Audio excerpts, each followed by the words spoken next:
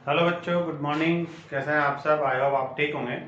तो देखो, qualitative property में अपन ने सबसे पहले ऑस्मोसिस, ऑस्मोटिक प्रेशर, जो कि एक फर्स्ट प्रॉपर्टी थी हमारी, उसको पढ़ लिया था।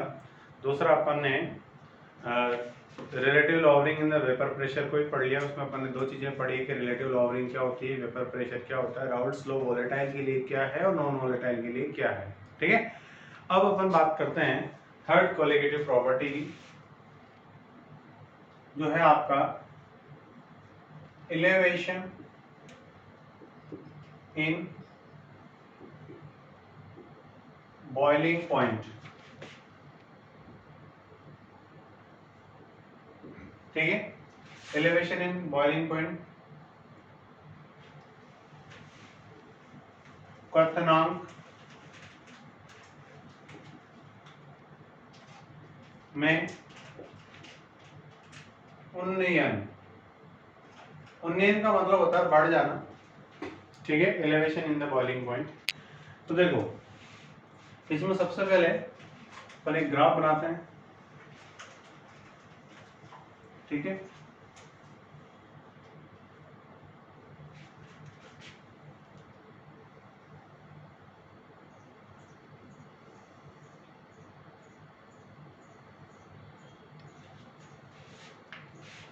ये टेम्परेचर एक्सिस है, ताप। ये प्रेशर, दाब एक्सिस है।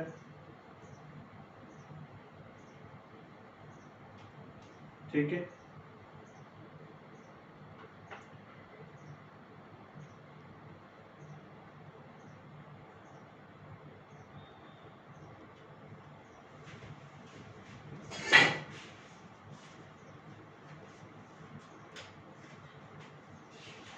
यहाँ जीरो है, मूल बिंदु है। यहाँ पर ये हमारा 1 एटीएम कह सकते हो आप, 760 mmHg कह सकते हो, और इसे आप इक्वल में 1.013 बार भी कह सकते हो। ठीक है, 1 एटीएम बराबर 760 mmHg बराबर 1.013 बार। ये आपका प्रेशर है। इस पॉइंट पर अपन मान लेते हैं कि इतना है। ठीक है,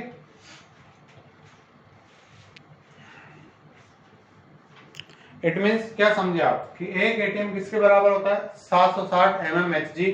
अगर अपन को mmHg के फॉर्म में रिप्रेजेंट करना तो ये इसके बराबर होता है।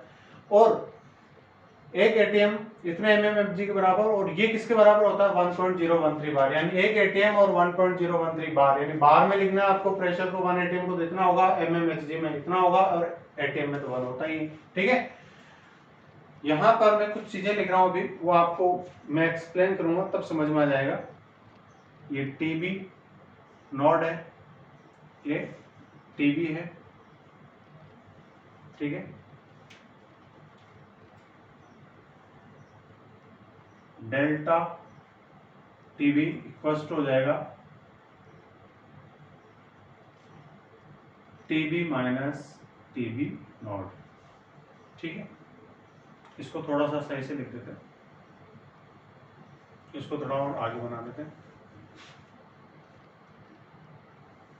इसको बढ़ा दिया, इसको बढ़ा दिया। ठीक है, ये पॉइंट हो गया आपके पास टीबी। यहाँ पे हमने लिख दिया delta TB equals to TB minus TB not. ठीक है,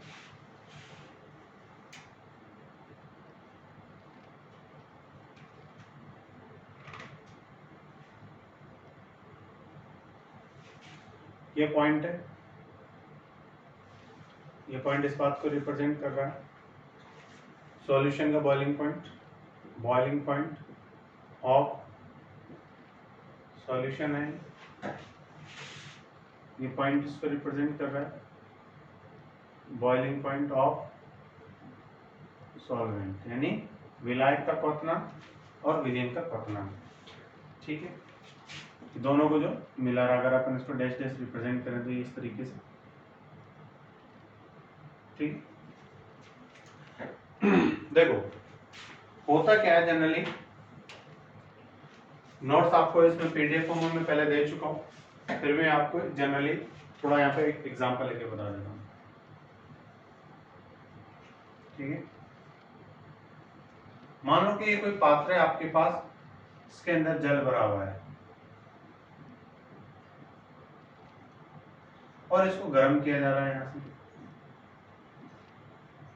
ठीक है, तो द्रव का ताप बढ़ाने पर क्या होता है, वाष्प दाब बढ़ता है। यानी किसी भी द्रव को अपन जब गर्म करते हैं किसी भी पात्र में भर के, तो ताप जैसे बढ़ाओगे आप वैसे वैसे वाष्प दाब यानी कि वेपर प्रेशर बढ़ता है। वेपर प्रेशर क्या होता है कि जब वेपर किसी भी लिक्विड की सरफेस पे प्रेशर लगाती है तो उसे अपन कहते हैं वेपर प्रेशर इन जनरल।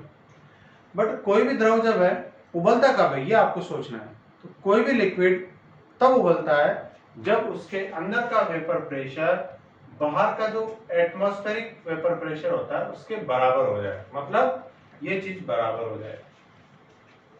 ठीक है, तो ताप बढ़ाने पर, ठीक है, द्रव का वाष्प दाब बढ़ता है और यह उस ताप पर उबलता है जिस पर उसका वाष्प दाब वायुमंडलीय दाब के बराबर हो जाता है। ये आपके नोट्स में भी लिखा हुआ है।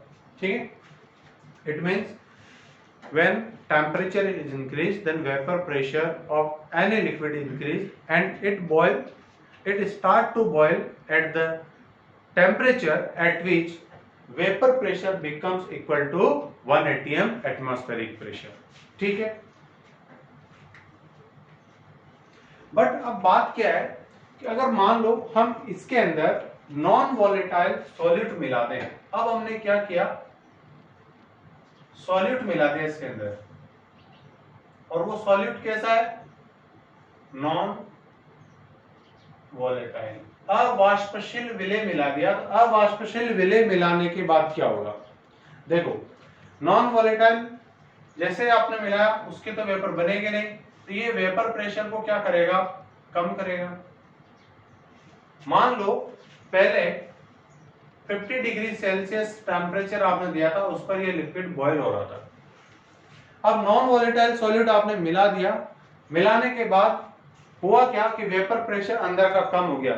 मैंने कहा ना वेपर प्रेशर बाहर के प्रेशर के बराबर होगा तब जाके वो बॉयल होगा, तो ये बॉयल होना बंद हो जाएगा।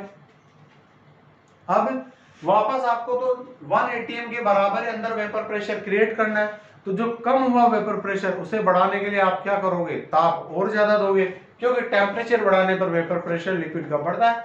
अब मान लो आपने टेम्परेचर कर दिया 70 degree Celsius. 70 degree Celsius temperature जब आपने किया, वापस वेपर प्रेशर जो है, जो नया वेपर प्रेशर बना वो 1 atm के बराबर हो गया, जो कि बाहर का प्रेशर है। वापस लिक्विड बॉयल होने लग जाएगा, तो टेम्परेचर बढ़ा दिया आपने, तो अब बॉइलिंग पॉइंट आपका कितना हो गया, 70 डिग्री सेल्सियस हो गया। पहले का बॉइलिंग पॉइंट क्या है आपका, 50 डिग्री सेल्सियस है। अब मुझे एक बात बताओ, जब 50 डिग्री सेल्सियस बॉइलिंग पॉइंट आ रहा था आपका, तब आपने नॉन वॉलेटाइल सॉल्यूट नहीं मिलाया था। जब हमने नॉन वॉलेटाइल सॉल्यूट नहीं मिलाया तो इसका मतलब हमारे पास क्या है, सॉल्वेंट। तो ये सॉल्वेंट का हो गया बॉइलिंग पॉइंट। और जब आपने इसके अंदर सॉल्यूट मिला दिया, अब ये क्या हो गया, सॉल्यूशन, यानी ये बॉइलिंग पॉइंट किसका हो गया, सॉल्यूशन का हो गया। अब मुझे बताओ किसका बॉइलिंग पॉइंट ज्यादा आया, सॉल्वेंट का या सॉल्यूशन का? तो आप बोलोगे सर सॉल्यूशन का बॉइलिंग पॉइंट ज्यादा है। ठीक है, तो अब अपन यहाँ पर जनरली एजम्पशन मान लेते हैं। यह तो एक एग्जांपल देके आपको मैंने समझा दिया। जनरली अपन मान लेते हैं, वो क्या मान के चलेंगे, देखो लेट अस कंसीडर दैट, माना कि टीबी क्या है, ठीक है, टीबी आपके पास बॉइलिंग पॉइंट है।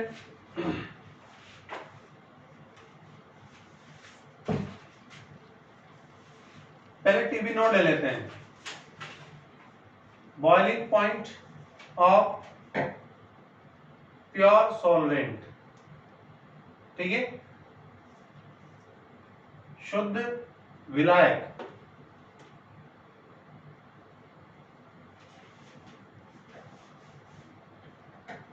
विलायक का क्वथनांक, ठीक है, प्योर है। कल भी अपन ने प्योर के लिए P1 नोड माना था। टीबी क्या है, बॉइलिंग पॉइंट मान लिया आपने ऑफ सॉल्यूशन विलियन का क्वथनांक हो गया भाई। ठीक है, अब आपको समझ में आ रहा होगा कि मैंने यहाँ पे क्या लिख रखा है, डेल्टा टीबी, सॉरी टीबी, यहाँ पे क्या लिख रखा है, टीबी नॉट, यानी ये वो टेम्परेचर है, ठीक है, जिस पर क्या हो रहा है, हमारा सॉल्वेंट स्टार्ट कर रहा है बॉयल होना। ठीक है, और ये वो टेम्परेचर है जहां पे हमारा सॉल्यूशन स्टार्ट कर रहा है बॉयल होना। ठीक है, देखो ये यहां पर दोनों सेम एक्सिस पे क्यों है, क्योंकि हमारा ये टेम्परेचर, इस पर भी, इस टेम्परेचर पर वेपर प्रेशर कितना, इतना, इस टेम्परेचर पर वेपर प्रेशर कितना, इतना, क्योंकि बॉयल होने के लिए बॉइलिंग पॉइंट क्या है, जिस पर बॉयल होता है, बॉयल होने के लिए वेपर प्रेशर तो आपका दोनों में बराबर ही रहेगा, इसलिए दोनों के ये वेपर प्रेशर वाले एक्सिस से आप देखोगे तो ये होगा आपके पास। ठीक है, वेपर प्रेशर, वाष्प दाब। ठीक है, क्लियर। अब देखो, अभी भी आपने एग्जांपल में देखा था कि सॉल्यूशन का वेपर प्रेशर ज्यादा है, तो डेल्टा टीबी की वैल्यू क्या है, sorry boiling point of solution ज्यादा है, तो ये टीबी की वैल्यू क्या है, ज्यादा टेम्परेचर वाले एक्सिस पे, और टीबी नोड क्या है, कम, तो डेल्टा टीबी कितना हो जाएगा, ज्यादा में से कम। ठीक है, देन हम यहां भी लिख देंगे, देन डेल्टा टीबी क्वथनांकों में अंतर कितना होगा, ज्यादा में से कम, ज्यादा कौन है, टीबी माइनस टीबी नोट। ये हमारे पास एक इक्वेशन आ गई, कितना डिफरेंस आया, इतना डिफरेंस आया, तो यही क्या हुआ, बढ़ गया। पहले 50 था, बाद में 70 हुआ था, तो 70 माइनस 50 कर दो, कितना बढ़ गया, 20। इसी को कहते हैं अपन elevation in the boiling point. ठीक है, this equation number 1, this is called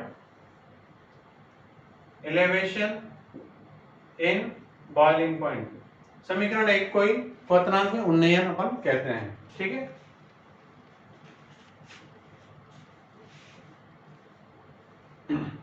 अब इसका एक एग्जांपल अपन लिखेंगे।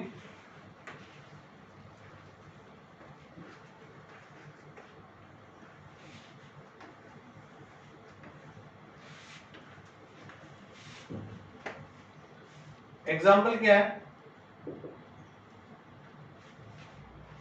देखो जनरली अपन क्या मानते हैं, जो वाटर है, ठीक है, उसका बॉइलिंग पॉइंट कितना होता है, 100 डिग्री सेल्सियस होता है। देखो समझ में आ रहा होगा आपको, 100 डिग्री सेल्सियस होता है। ठीक है, अब डिग्री सेल्सियस को केल्विन में आप बदलोगे तो कितना आ जाएगा, ये बोलो। डिग्री सेल्सियस को केल्विन में बदलने के लिए क्या फॉर्मूला होता है, डिग्री सेल्सियस प्लस 273.15 केल्विन, ये होता है। तो आप वैल्यू पुट कर दो, 100 प्लस 273.15 केल्विन, कितना आ जाएगा, 373.15 केल्विन। यानी कि वाटर का जो प्योर वाटर है उसका जो बॉइलिंग पॉइंट है वो इतना होता है। ठीक है, और दाब कितना चाहिए होता है यहाँ पर, 1 एटीएम प्रेशर। ठीक बात है। अब इसी वाटर के अंदर देखो मैंने क्या किया, 1 मोल सुक्रोज एडेड, यानी 1 मोल सुक्रोज को डिसॉल्व कर दिया। और ये कितना बेटा अपने पास, 1 लीटर है, 1 लीटर, 1 लीटर जल का बॉइलिंग पॉइंट इतना था। अब आपने 1 मोल सुक्रोज मिला दिया। 1 मोल सुक्रोज मिलाने के बाद अब इसका जो बॉइलिंग पॉइंट है, now it's boiling point is, अब इसका क्वथनांक कितना हो जाता है, 373.52 केल्विन। अब मुझे बताओ क्वथनांक बढ़ा या घटा, बढ़ गया, इसी को कहेंगे अपन उन्नयन हो गया, क्वथनांक बढ़ गया। ये सुक्रोज कैसा है, नॉन वॉलेटाइल, वाष्पशील है, विलयन नॉन वॉलेटाइल सॉल्यूट है, यानी नॉन वॉलेटाइल सॉल्यूट मिलाने पर विलयन का क्वथनांक, boiling point of the solution increase, और जो इंक्रीज होता है उसे अपन elevation in the boiling point कहते हैं। यहाँ पे डेल्टा टीबी आप निकालोगे तो आपका ये तो क्या है, टीबी नॉट, और ये वैल्यू क्या है आपकी, टीबी, तो टीबी माइनस टीबी नॉट कितना आ जाएगा, टीबी कितना, 373.52 माइनस 373 0.15। ठीक है, तो ये आप डिफरेंस देख लो यहाँ पर 52 से 15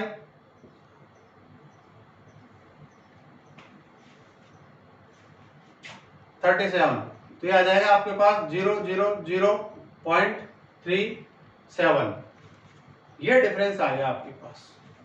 11 इन द बॉइलिंग पॉइंट कितना हुआ, इतना हुआ। ठीक है भाई, अब इसके लिए आगे अपन एक और फॉर्मूला कैलकुलेट करेंगे जो न्यूमेरिकल में काम आएगा बेटा आपके लिए।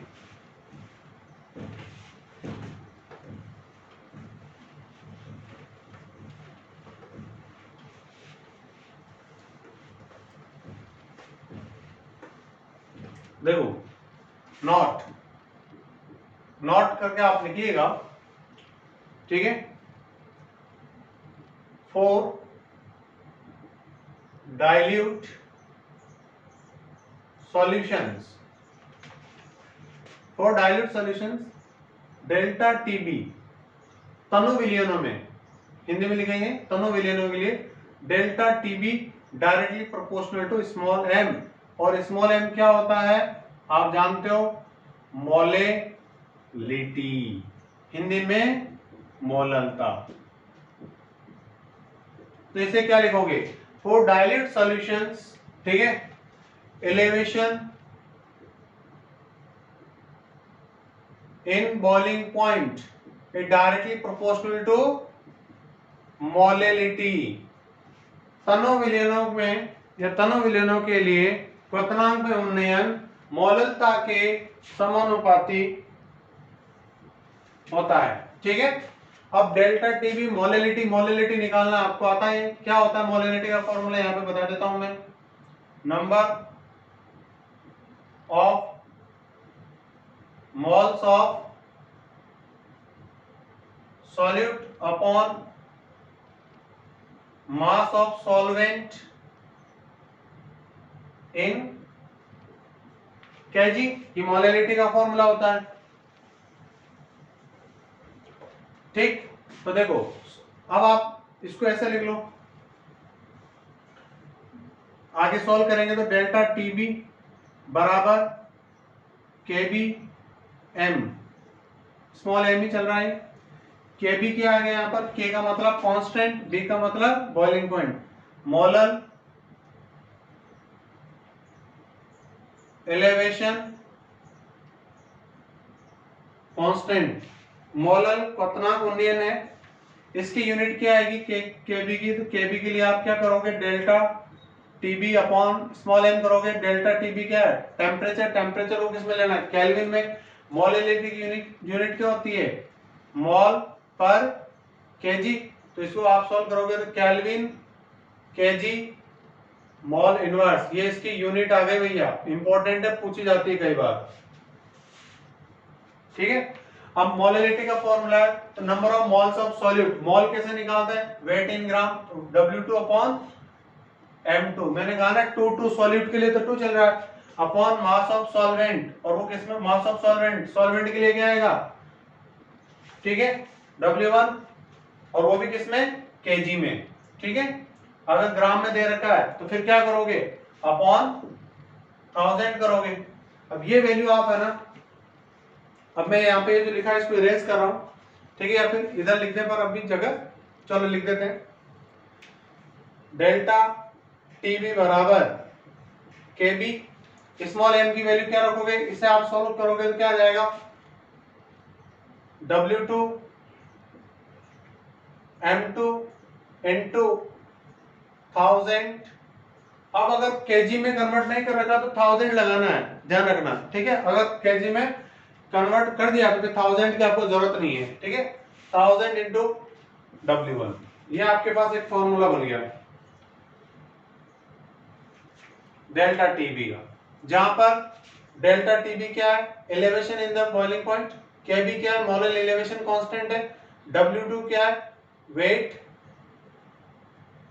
इन ग्राम ऑफ सॉल्यूट, विलय की ग्राम में मात्रा है। ठीक है, M2 क्या है, मोलर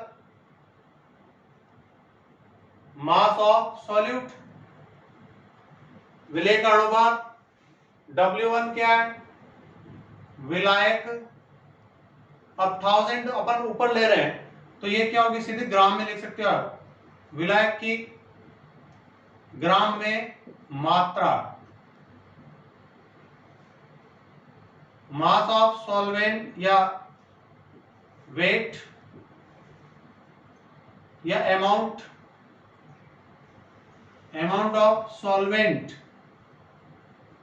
इन ग्राम। अगर किलोग्राम लिखोगे तो फिर 1000 को लिखने की जरूरत नहीं है, तो मैंने ग्राम लिख दिया। ठीक है, अब इसका numericals upon elevation in the boiling point वाले नेक्स्ट क्लास में करेंगे। आपको अभी ये समझना कि डेल्टा टीबी होता क्या है, ठीक है, और वो न्यूमेरिकली अपन जब एक्सप्रेशन लिखे तो मोलैलिटी से किस तरह से कोरिलेट है। ठीक है, एक बार और शॉर्ट में समझा देता हूं मैं। देखो जनरली क्या होता है, वेपर प्रेशर टेम्परेचर इंक्रीज करने पर बढ़ेगा। ठीक है, अब मान लीजिए आपने कोई एक ऐसा कंटेनर लिया जिसके अंदर पानी भरा हुआ, उसको आप पहले बॉईल कर लो, आपको उसका बॉइलिंग पॉइंट पता चल गया। अब उसके अंदर नॉन वोलेटाइल सॉल्यूट मिला दो, जैसे नॉन वोलेटाइल आप सॉल्यूट मिलाओगे इसका बॉइलिंग पॉइंट कम होगा। बॉइलिंग पॉइंट कम होगा क्यों? क्योंकि वेपर प्रेशर डिक्रीज हो गया। अब वापस आपको टेम्परेचर देना है, वेपर प्रेशर बढ़ेगा और वापस वेपर प्रेशर बढ़ेगा तो उसका बॉइलिंग पॉइंट अब बढ़ गया। तो अब बढ़ा हुआ जो बॉइलिंग पॉइंट है वो आपको ध्यान में रखना है। ठीक है, सॉरी बॉइलिंग पॉइंट कम नहीं होगा, वेपर प्रेशर कम होगा। मैंने उस टाइम बोल दिया कि बॉइलिंग पॉइंट कम होगा, कम नहीं होगा, बॉइलिंग पॉइंट तो बढ़ेगा फाइनली, बट वेपर प्रेशर कम होगा। फिर टेम्परेचर दोगे वापस वेपर प्रेशर क्या हो जाएगा, ज्यादा, और जब बाहर के प्रेशर के बराबर हो जाएगा तो उसे अपन बोलेंगे कि अब स्टार्ट हो गया है बॉयल होना। ठीक है, तो इस तरीके से आपको टॉपिक को समझना है और उसके बाद फिर एलिवेशन यानी बढ़ा हुआ जो बॉइलिंग पॉइंट का डिफरेंस है वो देखना है। ठीक, फिर आगे नेक्स्ट क्लास में अपन कंटिन्यू करेंगे। Thank you.